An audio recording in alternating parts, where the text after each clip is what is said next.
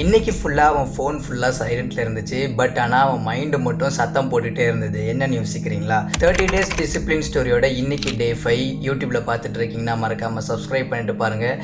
இன்ஸ்டாகிராமில் பார்த்துட்டு இருக்கீங்கன்னா ஃபாலோ பண்ணிக்கோங்க. அவங்க ஃப்ரெண்ட்ஸ் எல்லாருமே சந்தோஷமாக இருக்கிறாங்க. அது மட்டும் இல்லை, பேசிக்கிட்டு சிரிச்சுக்கிட்டு ஃபன் பண்ணிக்கிட்டு பசங்களோட ஜாலியாக இருக்கிறாங்க. ஆனால் இவன் மட்டும் ரூமில் தனியாக இருக்கிறான். ஒரு பக்கம் அவனுடைய பழைய லைஃப் இருக்குது, இன்னொரு பக்கம் அவன் ஸ்டார்ட் பண்ண ஒரு புது ஜேர்னி இருக்குது. கொஞ்ச நேரம் அவனுடைய ஃபோனை பார்த்துட்டு இருந்தான். கால் பண்ண ஈஸி தான், வரன்னு மட்டும் சொன்னா போதும். ஆனா அவன் அதை பண்ணல. இந்த தடவை அவனுடைய போனை கீழே வச்சான். அது ஒன்றும் பெரிய சாக்ரிஃபைஸ் இல்லை, ஆனா அவனுக்கு அது ஒரு பெரிய விக்டரியா இருந்துச்சு. டே 5ல அவன் ஒன்று புரிஞ்சுக்கிட்டான். டிசிப்ளின்னா யாருன்னா பார்க்கும்போது மட்டும் ஸ்ட்ராங்கா இருக்கிறது இல்லை, யாரும் இல்லாத போதும் கரெக்டா இருக்கிறது அப்படின்னு சொல்லி அந்த விஷயத்தை அவன் புரிஞ்சுக்கிட்டான். ஆனா இந்த தனிமை அவனுடைய வாழ்க்கையை ஸ்ட்ராங் ஆக்குமா இல்லை மறுபடியும் அதே வாழ்க்கைக்கு கூட்டிட்டு போயிடுமான்னு தெரியல. தொடர்ந்து பாருங்க, கண்டிப்பா நாளைக்கு தெரியும். யூடியூப்ல பார்த்துட்டு இருக்கீங்கன்னா சப்ஸ்கிரைப் பண்ணிட்டு பாருங்க.